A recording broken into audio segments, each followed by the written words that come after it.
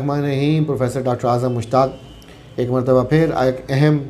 Topic के साथ, जिसका कि आप लोगों ने ख़ुद ये टॉपिक जो है मुझे दिया है, और इसका ख्याल मुझे इसलिए आया कि मेरे पास भी मरीज़ इस तरह से आते रहते हैं और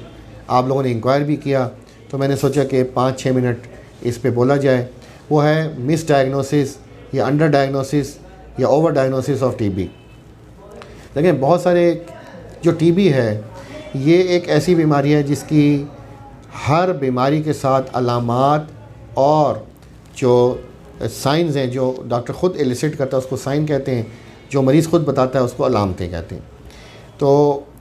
वो बहुत सी बीमारियों से मिलती जुलती हैं। मिसाल के तौर पे एक तकलीफ़ होती है ब्रोंकाइटिस, जिसमें नालियाँ फूल जाती हैं और बलगम आता रहता है, और अस्थमा बाज़ दफ़ा उसमें उसके साथ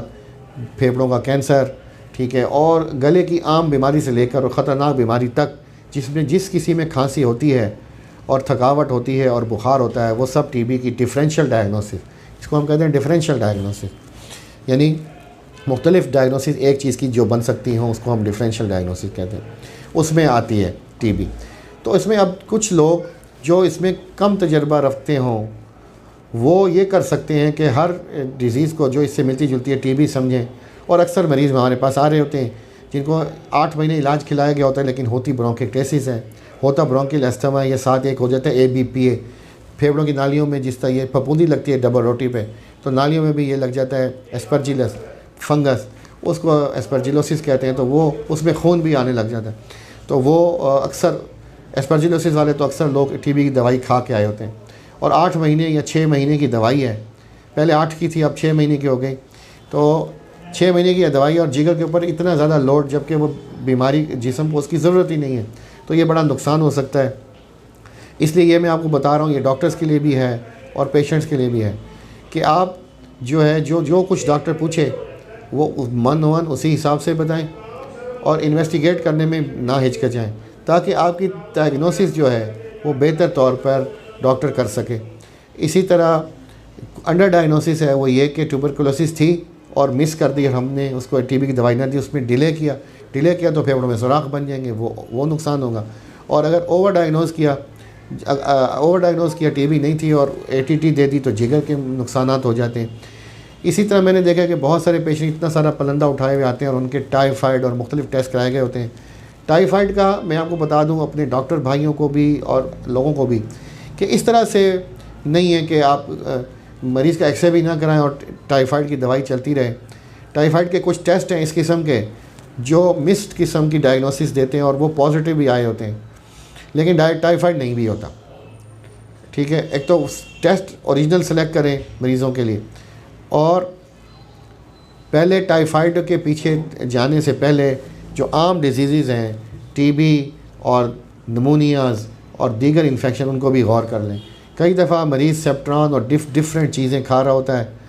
सिर्फ टाइफाइड समझते हुए, और टाइफाइड का इलाज कर रहा होता है और होती ट्यूबरकुलोसिस है, और नतीजतन वो इतना फैल चुकी होती है कि दोनों फेफड़े इन्वॉल्व हो जाते हैं, और बाज़ दफ़ा जिगर स्प्लीन जो मिलियरी टीबी जिसको कहते हैं डिसमिनेटेड टाइप, वो हुई होती है और इलाज चल रहा होता है टाइफाइड का। तो आपने ये एहतियात करनी है। आपको बताने का भी ये मकसद है कि आप भी मुस्तनद ऐसे लोगों पे जाएं जो इसका तजर्बा रखते हों, और एक्सरे बलगम का टेस्ट इस पे कराने में हिचकिचाएँ ना, बल्कि इसरार करें कि सर मुझे एक्सरे और बलगम का टेस्ट अगर ज़रूरत हो तो आई एम रेडी। आप उनको इम्पोज़ ना करें कि भाई आप लाजमी करें, क्योंकि डॉक्टर है और वो बेहतर समझ सकता है। लेकिन बाज़ दफ़ा अगर आप समझते हैं कि आपको खांसी, बलगम, बुखार, थकावट रह रही है, कि मामूल से ज़्यादा थकावट रह रही है, और खाना खाने से कोई प्रॉब्लम नहीं और आपको टाइफाइड नहीं है बल्कि टीबी हो सकती है, तो आप सजेस्ट कर सकते हैं आजकल कि सर मैं एक्सरे ना करा लूँ, बल्कि करवा के ही अक्सर लोग ले जाते हैं, और इसमें भी कोई बुराई नहीं है उस वक्त तक जब तक आप अपने लिए बेहतरी चाहें। अगर आप खुद प्रॉब्लम वहाँ होता है जहाँ आप सेल्फ मेडिकेशन शुरू कर दें। टीबी का तो खैर खुद नहीं खा सकते, बाकी आप डॉक्टर के पास देर से गए और आपने खुद सेल्फ मेडिकेशन किए रखी, पैरासीटामोल चलती रही, उसमें क्या होगा कि अगर टीबी थी नुकसान हो जाएगा फेफड़े का बहुत ज़्यादा। तो अर्ली अगर 3 हफ्ते हो गए हैं खांसी को और दूसरी चीज़ों से जो कि मुनासिब होता है लेना, जो शानदार और इस किस्म की चीज़ें, अगर वो लेना मुनासिब तो होता है, मगर वो थोड़े अरसे के लिए, ये नहीं कि आप लॉन्ग टर्म वही लिए रखें। 2-3-4 दिन ठीक है, नहीं आराम आए इन चीज़ों से, general round the counter syrup से, तो फिर आप समझें कि मुझे प्रॉब्लम ज़्यादा हो सकता है चेस्ट का, तो आप चेस्ट स्पेशलिस्ट मुस्तनद के पास जाएं ताकि वो इवेलुएट कर सके और आप मिस डायग्नोसिस से, अंडर डायग्नोसिस से और ओवर डायग्नोसिस से बच जाएँ। शुक्रिया बहुत बहुत।